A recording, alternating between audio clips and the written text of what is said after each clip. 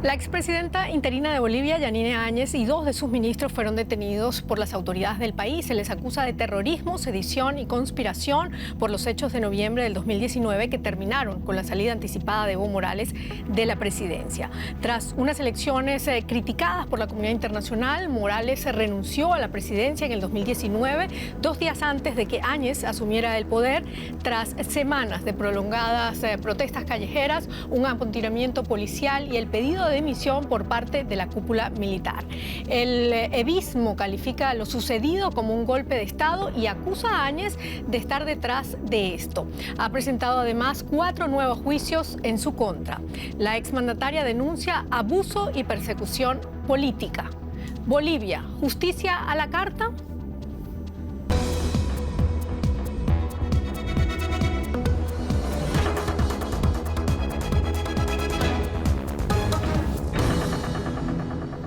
Este es nuestro tema en A Fondo y lo vamos a analizar con los siguientes invitados. Los presento.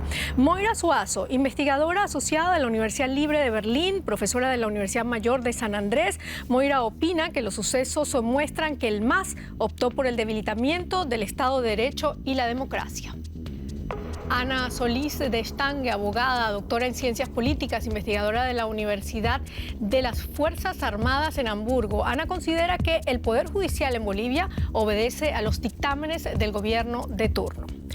Amir Valle es escritor cubano, periodista especializado en América Latina y sus procesos democráticos. Colabora para DW en español. Amir opina que con la detención de Áñez, ataques contra instituciones y el restablecimiento de viejas alianzas, el MAS muestra otra cara al pueblo boliviano. Y yo soy Silvia Cabrera, encantada de estar con ustedes hoy acá en A Fondo. Comenzamos de una vez porque es un tema bastante complicado, bastante amplio. Así que, Ana, mi primera pregunta para ti, ¿qué lectura le das a la detención de Yanine Áñez? Eso refleja, es el máximo ejemplo en este momento de persecución política en Bolivia. Como decía en mi cita, el Poder Judicial obedece a los dictámenes del gobierno de turno, no solamente del MAS en este momento, pero de cada gobierno de turno, y lo está evidenciando con la detención de Áñez y de los cargos que se le está haciendo. ¿Cuáles son los cargos exactamente? Terrorismo y sedición, pero hay 4 juicios en su contra también. Exactamente, porque primero fue contra terrorismo, sedición. Ha habido demasiada crítica sobre ello, porque se han basado en que ha habido un golpe de Estado inexistente en Bolivia, y a los días después de mucha crítica, tanto nacional como internacional, entonces han decidido que le aumentamos ahorita los cargos. Parece que por ese lado no va a funcionar tan bien, entonces le aumentaron otros cargos más de responsabilidad. Amir, ¿tú crees que esto es una cacería de brujas, como dice Yanine Áñez? Obviamente. Es una cacería de brujas y veo detrás de esto realmente la mano de Evo Morales. O sea, eso es absolutamente claro. Y es un pase de factura. Es un pase de factura, sobre todo pensando en que hay mucho parecido entre lo que le quisieron hacer a Evo Morales y esto. Y no hay que olvidar que estas personas, generalmente, estos prohombres que llegan a ser todopoderosos en su sistema, suelen operar así. No olvidan. Es decir, suelen dar la cara de que ellos, bueno, vamos a pasar página, pero realmente nunca olvidan. Tú dices que con la detención de Áñez, el MAS ha mostrado otra cara al pueblo boliviano. ¿Cuál es esa cara? ¿A qué te refieres? Bueno, hay que recordar que, por ejemplo, durante toda la campaña del MAS con la candidatura de Arce, se intentó tratar de desvincular en ese momento a ese nuevo MAS de la figura de Evo Morales. Es decir, se trató de alejar lo más posible de la nefasta herencia que identificaba al MAS con Evo Morales. Esa cara fue la que vio el pueblo boliviano. Por eso realmente también hay que ver hasta qué punto eso mismo no significó nuevos votos para Arce en este caso. Hay que ver, hay que analizar hasta ese punto en cuánto influyó eso. Lo cierto es que nunca existió eso, porque poco tiempo después, cuando ya desde el exilio el propio Evo Morales lo dice claramente, es decir, nuestra propuesta fue Arce todo el tiempo, estuvo vinculado, era el hombre que nosotros queríamos, es decir, dio todo el silencio que él hizo en relación con las elecciones en ese momento, después ya lo puso sobre el tapete. Sí, es una estrategia nuestra, es una estrategia de continuidad, es una estrategia que nosotros pretendemos seguir. Por eso yo veo ahora que todo esto en relación con Yanine y con las otras personas es más bien un ajuste de cuentas, más que nada. Me quedo con esto último, Moira, ajuste de cuentas, cacería de brujas. ¿Qué opinas tú sobre esta detención de Yanine Áñez? Yo diría que lo que está atrás y lo que es fundamental observar es qué es lo que desata. Estoy de acuerdo contigo, Emir, cuando tú dices hay un viraje de timón. Hay un viraje de timón. Pero yo creo que hay una complejidad atrás que tenemos que observarla con mucho cuidado. Y esta complejidad atrás tiene que ver con los resultados de las elecciones subnacionales. Exacto, cierto. Ahí hay un tema que el movimiento al socialismo no está manejando. El partido ya estaba dividido, digamos, podíamos observar así como dos alas, ¿no? Una ala más radical. Como hablas del 2019, ¿no? El 2019, para las elecciones del 20 veíamos un movimiento al socialismo comprometido con la democracia frente a un movimiento al socialismo más radical. Atrincherado, exactamente. Exactamente. Y lo que estamos viendo ahora es un juego de fuerzas. Yo creo que el partido internamente está nuevamente partido, está dividido, y el detonante han sido el resultado de las elecciones subnacionales, porque no debemos olvidar que cuando miramos este resultado, que ha sido una debacle para el MAS, especialmente en las ciudades, eso significa en el Alto, por ejemplo, que Bolivia tiene la posibilidad de reinstaurar un cierto control vertical de poderes. Es decir, no es lo mismo gobernar un país con alcaldes en 7 de las ciudades capitales más importantes, alcaldes de diferentes oposiciones, que hacerlo con autoridades del MAS. Claro, bueno, tú dices debilitamiento del Estado de Derecho y de la democracia. ¿Por qué es tan grave esta detención de Áñez para el sistema democrático boliviano? Porque es una señal. Es una señal. La detención de Áñez ahí tenemos que ver, yo creo, dos cosas.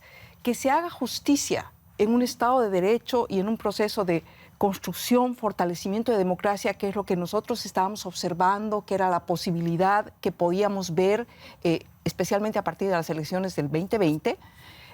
Ese proceso un poco se derrumba, porque lo que estamos viendo, y esa es la señal que nos muestra la falta de debido proceso en el caso de la señora Áñez, pero además todos los otros apresamientos.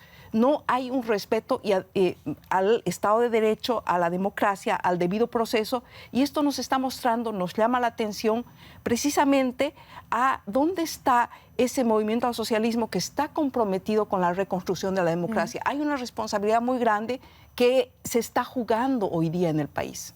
Bueno, que se haga justicia, dice Moira, que es lo que piden los bolivianos, pero tú dices que la justicia responde al poder de turno. En este caso, ¿responde a Arce o a Evo Morales? Es lo mismo. O sea, en este momento estamos hablando de Arce y Evo Morales. La candidatura de Arce fue decidida por Evo Morales y un grupo del MAS en Buenos Aires, ¿no? Y por eso justamente Copa después se retiró del MAS. O sea, hay un manejo directo de la justicia. Hay que ver, tenemos una justicia en Bolivia que no es independiente del Poder Ejecutivo, que tienen jueces que no son inamovibles, por lo tanto, 80%, 90% de los funcionarios en el Ministerio Público también no tienen fijo su puesto, y por lo tanto dependen y tienen que jugar y bailar según lo que diga el poder de turno. Claro, bueno, antes de si hubo o no hubo golpe de Estado, hay un caso que está pendiente, que es el de fraude electoral en el 2019, ¿no? Pero vamos a ver cómo comenzó todo, porque la Fiscalía Boliviana justifica la detención de Yanine Áñez con el testimonio de una testigo clave, que es la ex ministra masista Teresa Morales, quien reveló que se ejecutó un plan B para llevar a Áñez al poder y dijo que hubo conspiración entre los opositores. Vamos, como dije, a repasar los hechos del 2019. Con la Biblia en la mano, en noviembre de 2019, Yanine Áñez juraba el cargo como presidenta interina de Bolivia, una llegada al poder rocambolesca. Tras la salida forzada de Evo Morales, acusado de fraude en unas elecciones a las que la Constitución le prohibía volver a presentarse, renunció también el vicepresidente y la presidenta de la Cámara de Senadores. Áñez, abogada de 52 años y vicepresidenta de la Cámara, era la siguiente en la línea de sucesión. Las denuncias de fraude contra Evo Morales provocaron una enorme convulsión social, 3 semanas de protestas que terminaron con la renuncia y el exilio forzado a México y luego a Argentina, del que había gobernado el país durante 14 años. Áñez prometió entonces que llevaría al país a una transición pacífica y que no se presentaría a las elecciones, algo que terminó haciendo después sin éxito. Y la crispación política se mantuvo. Bajo el breve mandato de Áñez se emitió una orden de arresto contra Morales. La Fiscalía lo acusó de sedición y terrorismo por la ola de violencia postelectoral. También se ordenó la captura de varios exministros y colaboradores del MAS. Todo esto dio lugar a acusaciones de persecución política y de golpe de Estado contra el gobierno interino de Yanine Áñez. Unas acusaciones que se materializan casi un año y medio después con su detención bajo cargos de terrorismo y sedición.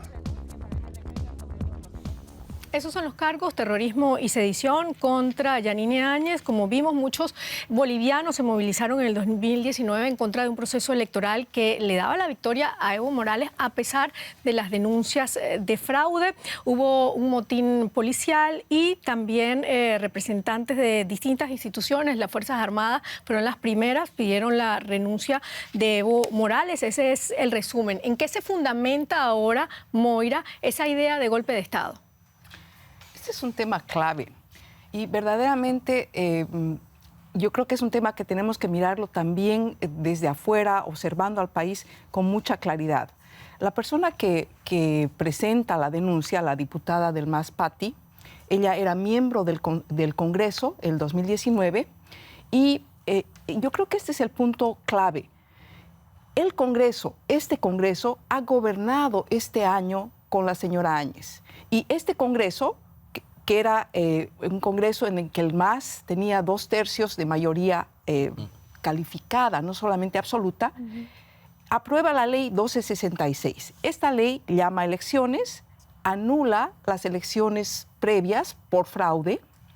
Lo tercero que hace es designar nuevos vocales electorales y ratifica la vigencia de la Constitución que establece que el expresidente Evo Morales no podía volver a candidatear. Entonces, yo creo que ese es el punto fundamental que nos permite observar que realmente lo que se establece en Bolivia es una sucesión constitucional que ha sido avalada por un Congreso en el que el movimiento al socialismo tenía 2/3. Es más, ese mismo Congreso después extiende el mandato a la señora Áñez y del gobierno por todo el problema que surgió, todo el desafío que surgió con la pandemia. Entonces, ahí es donde vemos que hay una dificultad enorme. Que está haciendo aguas y yo creo que este es un punto también importante. Por las leyes, lo que vamos a ver es que la señora Áñez, si tiene que ser juzgada, porque eso establece nuestra Constitución, cualquier persona, cualquier ciudadano puede establecer una acusación a cualquier presidente y este presidente o esta presidenta tiene que responder ante la ley con un debido proceso y lo primero que tiene que ocurrir, lo primero que tiene que ocurrir es que el Parlamento da una autorización. Y el haber saltado este paso nos plantea un escenario difícil en el que yo creo que es importante nuevamente observar que el MAS no es un bloque homogéneo y la democracia boliviana yo creo que en gran medida hoy está pendiendo de esos sectores importantes, grandes al interior del MAS que están comprometidos con la democracia. Interesante esa tesis que maneja. Sin embargo, estabas hablando de los sucesos que se dieron después de la salida de Evo Morales. Y, Amir, yo quiero saber cuál es tu opinión sobre esa idea de golpe de Estado, que es el caso por el que se está enjuiciando o deteniendo a Yanine Áñez. José Miguel Vivancos, que es el director de Human Rights Watch para las Américas, dice que sí hubo golpe de Estado porque las Fuerzas Armadas le pidieron de la manera que fuera posible a Evo Morales que dejara la presidencia. Entonces, ¿cuál es tu opinión al respecto? Porque este tema creo que es clave aquí. Es clave. Mira, si uno va a los términos legales del derecho internacional, de algún modo sí hubo un golpe de Estado justamente por eso. Es decir, acuérdense que el golpe de Estado se entiende de todo aquel acto que viole o violente algo establecido en democracia. Punto. O sea, eso es tan abierto, tan amplio, ese concepto legal que permite ese tipo de establecimientos. Pero yo, en relación con... Primero, yo no creo que haya habido un golpe de Estado en lo absoluto. Ahí se estableció un proceso en el que el poder cayó en la persona que tenía que asumirlo en un momento determinado. Como decimos usualmente en Cuba, a la que le cayó la pelota en la mano fue a Yanine Áñez. Punto. Y le cayó porque además todos renunciaron, exactamente, ¿no? El vicepresidente le cayó porque todo el mundo había renunciado. Los senadores renunciaron, los diputados también. Exactamente. Ahora, a mí lo que más me llama la atención justamente de que ahora mismo se esté retomando esa teoría, fíjense, de que ahora mismo se esté retomando esa teoría, es el hecho de lo que dijo Evo Morales tanto en México, en sus declaraciones en México, como las que hizo en Argentina luego de visitar Cuba. Y él llega a un momento en el que él dice, mi visita a Cuba, y confiesa públicamente, mi visita a Cuba no fue para atenderme del cáncer famoso.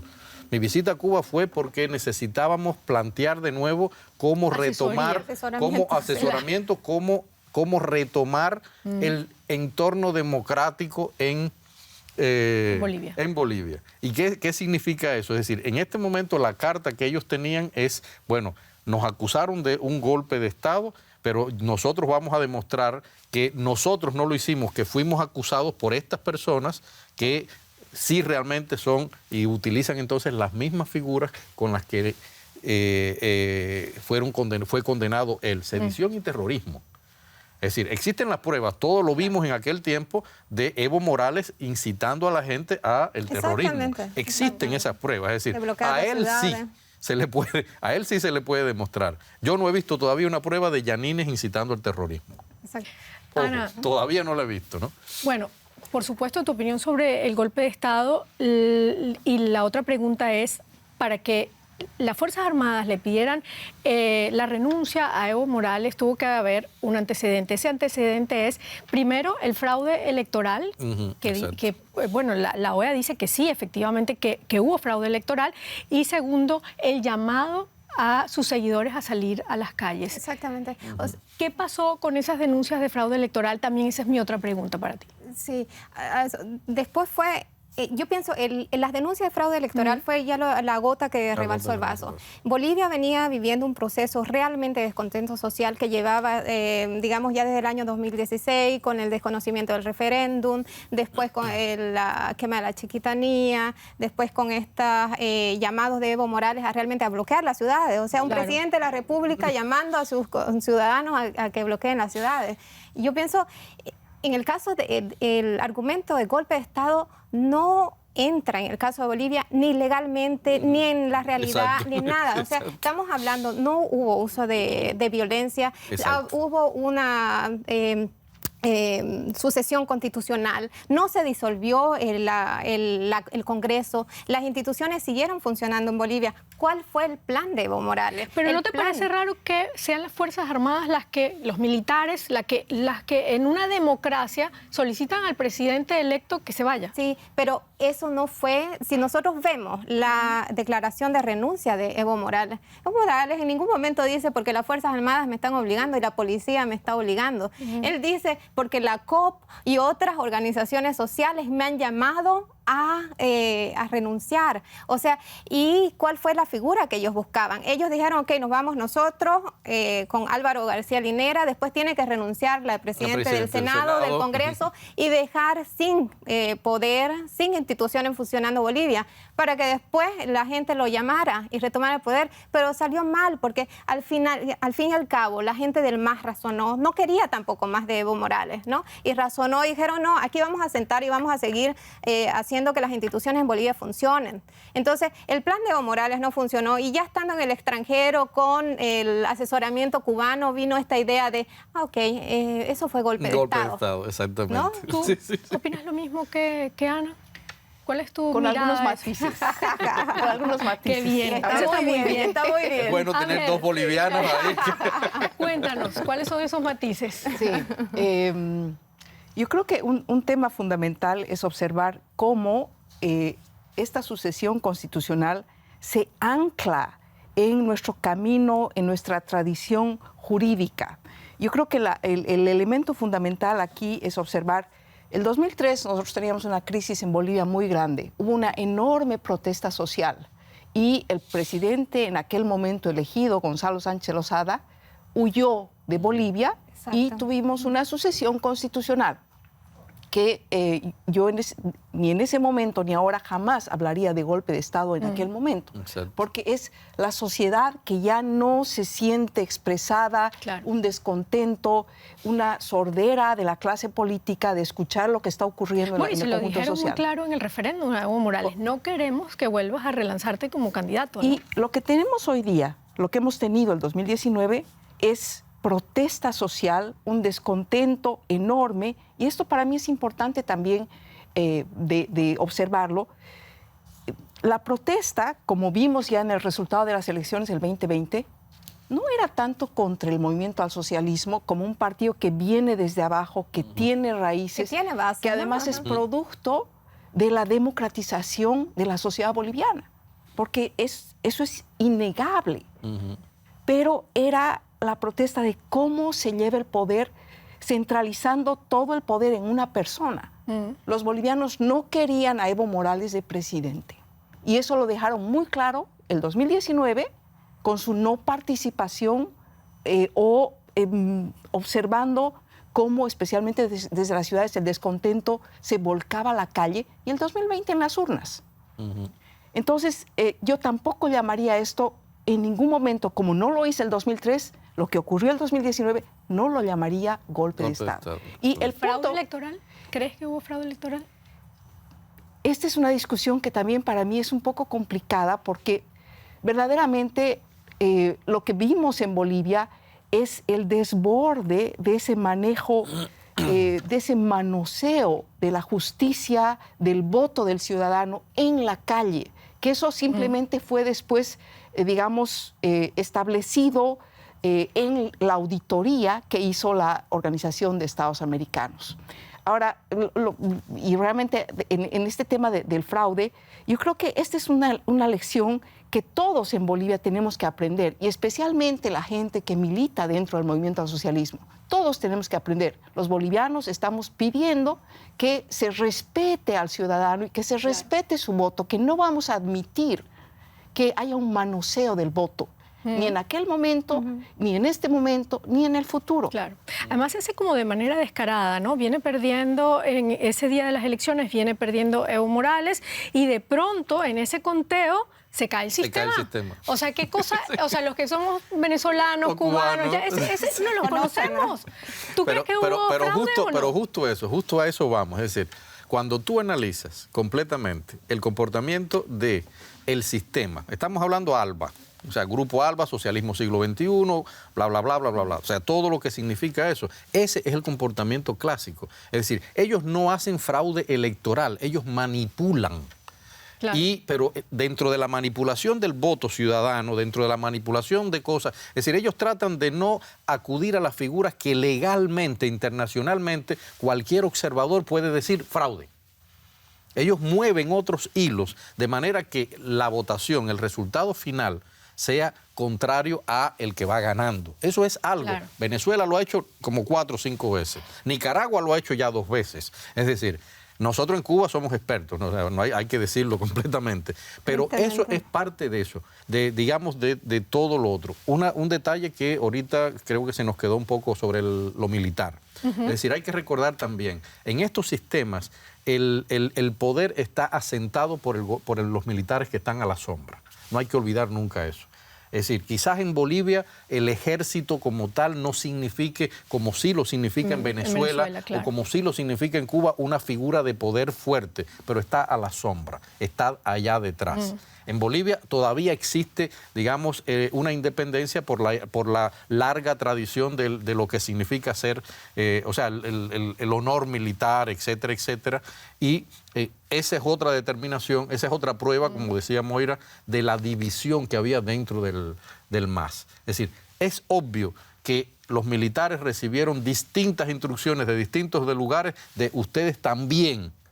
Claro. Tienen que ponerse, porque si de pronto los militares, con todo lo que hay, y lo sabemos los venezolanos y lo sabemos los cubanos, si de pronto los militares en ese momento llegan a ponerse al lado de Evo Morales continuaría hoy en el poder. Seguramente. Bueno, Punto. llama la atención ahorita con el caso de Yanine Áñez el silencio del presidente Luis Arce, ¿no? Mantiene un silencio sobre la detención de la expresidenta y dos de sus exministros. Para muchos bolivianos se trata de una señal de apoyo al ala dura del MAS, mientras que para otros la posición del presidente genera incertidumbre en la población. El presidente de Bolivia, Luis Arce, había sido ministro de Economía durante el último mandato de Evo Morales. Muchos observadores lo consideran como el impulsor del llamado milagro económico boliviano, cuando el país andino experimentó un fuerte crecimiento basado en la explotación de los recursos naturales y una importante reducción de la tasa de pobreza del 60 al 37%. Las promesas de su campaña presidencial se centraban en la justicia social y en la estabilidad en uno de los países con mayor población indígena del continente. Lo que necesita el pueblo boliviano: estabilidad económica, estabilidad política, estabilidad social.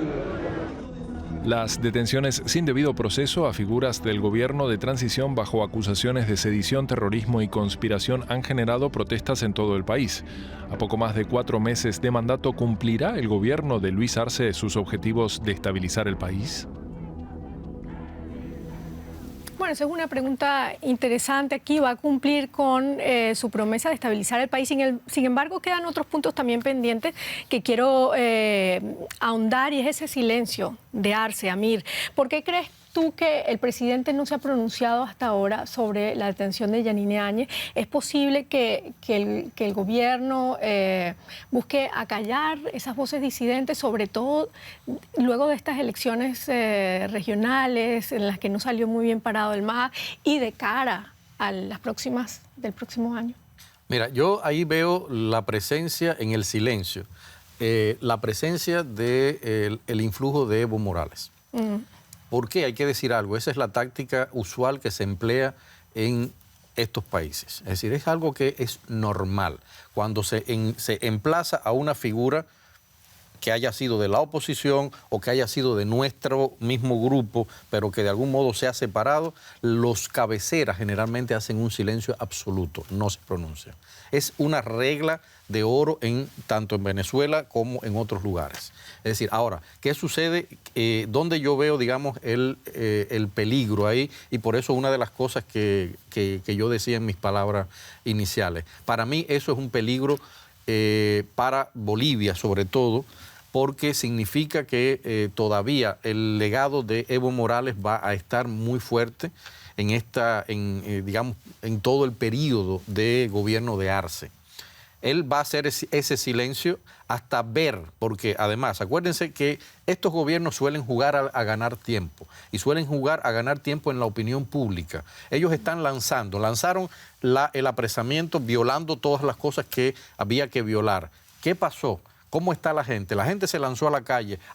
Así funcionan estos sistemas. Es decir, es algo que no falla nunca, hasta hoy no ha fallado nunca en ese modo. Por eso es lógico que Arce haga silencio. En algún momento, de acuerdo a la reacción del pueblo boliviano, es que él se pronunciará, y si no, lo vamos a ver. Moira, si no, ¿qué significa para ti este actuar del presidente Luis Arce? ¿Está apoyando al MAS? ¿Deja en evidencia que detrás de todo esto está Evo Morales? Es una pregunta clave. Es una pregunta clave, y verdaderamente para mí yo creo que hay una dificultad también, porque es una responsabilidad muy grande y es una responsabilidad histórica. Se están llevando la democracia boliviana, que ha costado 30 años, que ha costado vidas, que ha sido una conquista de los sectores populares bolivianos, y esta democracia se nos va por delante. ¿Y quién asume esta responsabilidad? Yo lo que vería en el silencio actual del presidente Arce es, quizás muy ingenuamente, Amir, pero es un pensar, porque verdaderamente los actores políticos también tenemos esta pregunta, ¿no? Es decir, tenemos que responder ante la historia por nuestros actos.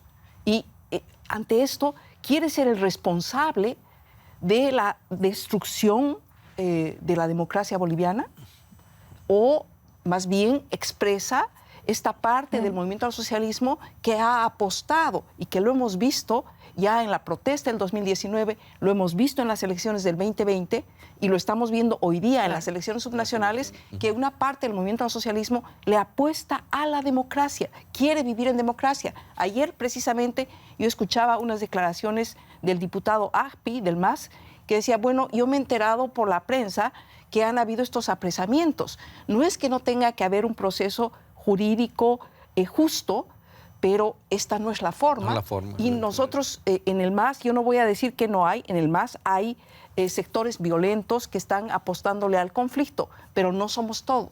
Y yo creo que esas voces hay que visibilizarlas. Exacto. Claro. Cierto. Bueno, deja muchos puntos interesantes aquí, Moira. Uno de ellos es la democracia. Se están llevando, o sea, los dirigentes, obviamente, del MAS, están llevando por delante la democracia boliviana. Sí, o sea, Total. es sin descaro. Ellos están utilizando el Poder Judicial para hacer esta persecución política. Es una decisión, además, política. Hay que verlo en qué momento ellos deciden, ok, ahora tomamos a Áñez. ¿Por qué toman solamente a Áñez, a una mujer presa, y no toman a los otros dirigentes cívicos? ¿Por qué no empiezan por Eva Copa, que era presidente de la Asamblea? ¿Por qué no empiezan por otros personajes? También, y a ella también la critican, ¿no? Por haber sido parte del golpe o apoyarlo de alguna manera. Yo veo que Áñez llegó a la presidencia por una cuestión del destino. Ni se lo esperaban, ni llegó porque así era lo más apegado a la Constitución que teníamos. Entonces, demandarla por sedición en calidad ni siquiera de presidenta, sino de senadora, eso te muestra solamente cómo están manejando la justicia. Y lo otro que quería decir, en el momento que lo hacen, ellos esperan primero los resultados de las subnacionales. Ven que no les ha ido bien. Ven que Áñez no sacó más del 13% o 14% como candidata. Dijeron, ok, ella no tiene apoyo, entonces sí, la tomamos a ella como una muestra, porque ellos necesitaban un trofeo para los masistas del sector más radical. Más radical. No de decirle, mira, hemos tomado a esta presidenta, estamos cumpliendo con ustedes, con lo que querían, generan propaganda, generan distracción política. Y eso son las interpretaciones erróneas que yo veo que él más va tomando. Pero ahí, Silvia, hay algo que decir, o sea, que en ese plan, si se permite que Áñez sea condenada, absolutamente es un precedente que les va a servir a ellos en toda la estrategia. Pero entonces, lo hemos visto nosotros mismos, o sea, en otros lugares, en otros países actualmente, con una dictadura férrea, donde se han cargado la democracia descaradamente, primero muy subrepticiamente y después absolutamente ya al descaro. Sencillamente ese es un procedimiento. Es decir, por eso hablamos del procedimiento, de que a veces uno tiene que abandonar la inocencia en este sentido. Es lógico que tú digas que hay un sector que obviamente está apostando, es lógico, uno lo ve, que está apostando por la democracia dentro del MAS. Eso totalmente está ahí. Pero por el otro lado, yo creo que la diferencia, y por eso pongo la figura de Evo Morales nuevamente sobre la mesa, es decir, entre esas dos variantes está la figura de Evo Morales, y Evo Morales maneja los dos bandos. Y va a jugar a los dos bandos, pero va a jugar a los dos bandos con la asesoría que él tiene de un sistema que utiliza ese sistema. Vamos a devaluar a estas personas que son nuestros opositores, que son nuestra gente, y si lo logramos, tenemos un precedente y podemos hacerlo cuantas veces queramos. Vamos a pasar a las reacciones, porque hay organismos internacionales que ya han reaccionado a la detención de Yanine Áñez. El director para las Américas, como dije, de Human Rights Watch, José Miguel Vivancos, dice que la orden de captura contra Áñez no contiene ninguna evidencia de que haya cometido delito de terrorismo. En Bolivia, líderes de la oposición hablan de lo que hemos dicho ya, cacería de brujas. Lo que está haciendo el gobierno del señor Arce y la dirección política de Evo Morales es una persecución política vulnerando los derechos ciudadanos. No se puede detener a nadie sin previamente haberlo convocado a declarar. Este es un elemento clave desde el punto de vista de la violación evidente de los derechos de la expresidenta Yanine Áñez. Segundo, es evidente que no hubo un golpe de Estado, que se produjo una renuncia del presidente Morales y que se produjeron 48 horas de vacío que fueron resueltos de acuerdo a los límites de la sucesión constitucional. El concepto de fondo aquí es: ¿qué estamos planteando? ¿Con qué justicia? La justicia boliviana es creíble, porque en la hipótesis de que esa tesis pudiera ser sostenible, tendría que plantearse a través de un sistema judicial completamente al servicio del gobierno de Arce y un ministerio público que es una especie de martillo de persecución. No tenemos ni justicia ni ministerio público creíbles. Bueno, y esto quizás es lo más importante. ¿Con qué justicia, dice Carlos Mesa? Moira, ¿qué es lo que está pasando en Bolivia? Como en otros países latinoamericanos vemos que hay un proceso creciente de subordinación de la justicia a la política, lo que se ha llamado la judicialización de la política. ¿Cómo se da eso allí en Bolivia? Sí. Lo que tenemos en Bolivia es un sistema que se ha implementado con la nueva constitución política del Estado, por la cual toda la cabeza, toda la plana mayor del órgano de poder judicial es elegido en elecciones. Sin embargo, yo tengo que decir que no es un problema de diseño. Y yo creo que hemos ido mirando, por ejemplo, con cómo ha funcionado el Tribunal Supremo Electoral. Cierto. Hemos ido mirando que puede establecer algún grado de pesos y contrapesos. Pero entonces, ¿cuál es el problema? El problema es que este Poder Judicial, cuando fue elegido bajo un parlamento que definió quiénes eran los candidatos, en el que el MAS tenía una mayoría de 2/3, una mayoría calificada. Entonces, eso determina que tenemos un Poder Judicial, digamos, con un color bastante claro. Sin embargo, y eso también lo estamos viendo en Bolivia. Sin embargo, lo que vemos es que en el sistema de poder judicial también están todos estos individuos que finalmente los ciudadanos hacemos la democracia o la destruimos. Es decir, estamos viendo pocos, pero hay jueces que establecen que el poder judicial tiene que actuar independientemente.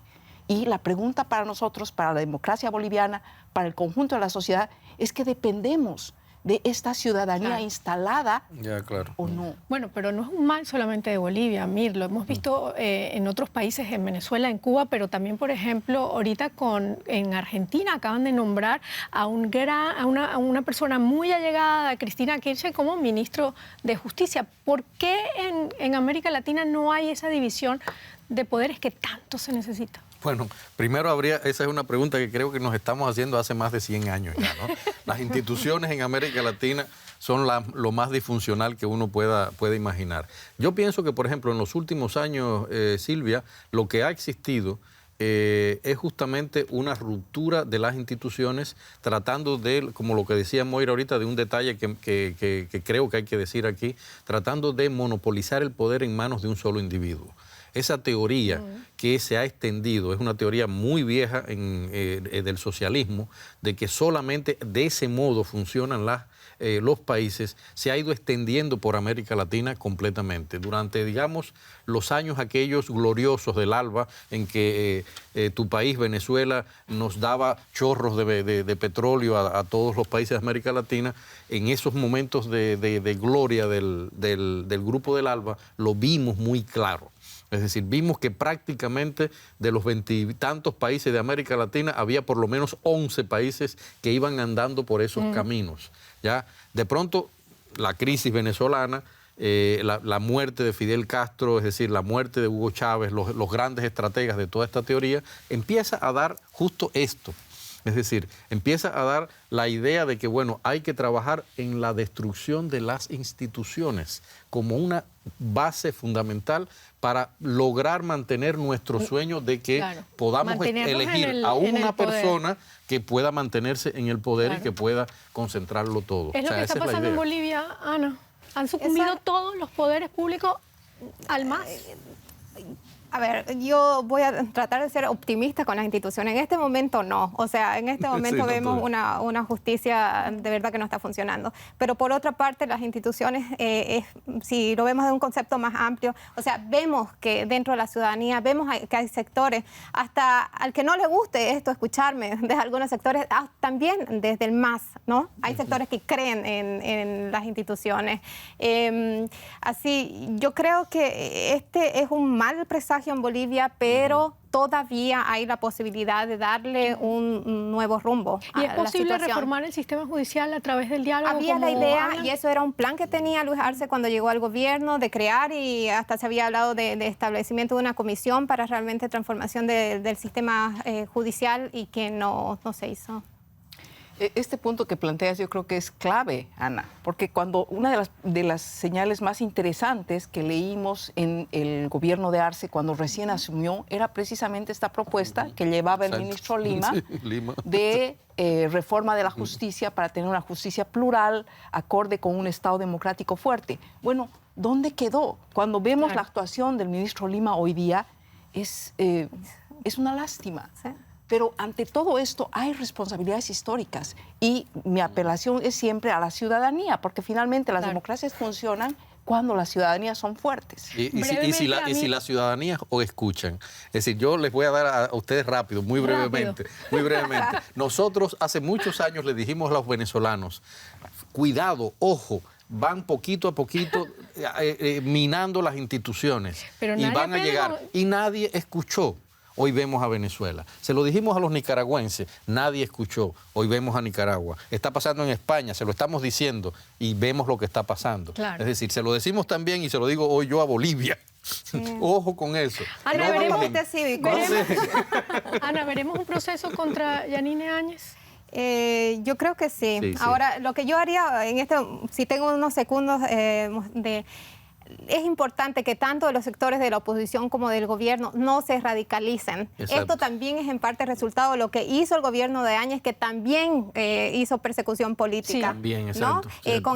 Con el ministro Murillo, que ahora está viviendo fuera de Bolivia. Porque si habría alguien que apresar, sería a Murillo, para que empiece con el juicio de responsabilidades. Entonces, realmente para llegar a un punto democrático en el país es necesario este radicalismo, llevarlo un poco más central y no hacer una cacería de brujas de un lado o de otro. Eso. ¿Un juicio justo para Yanine Áñez?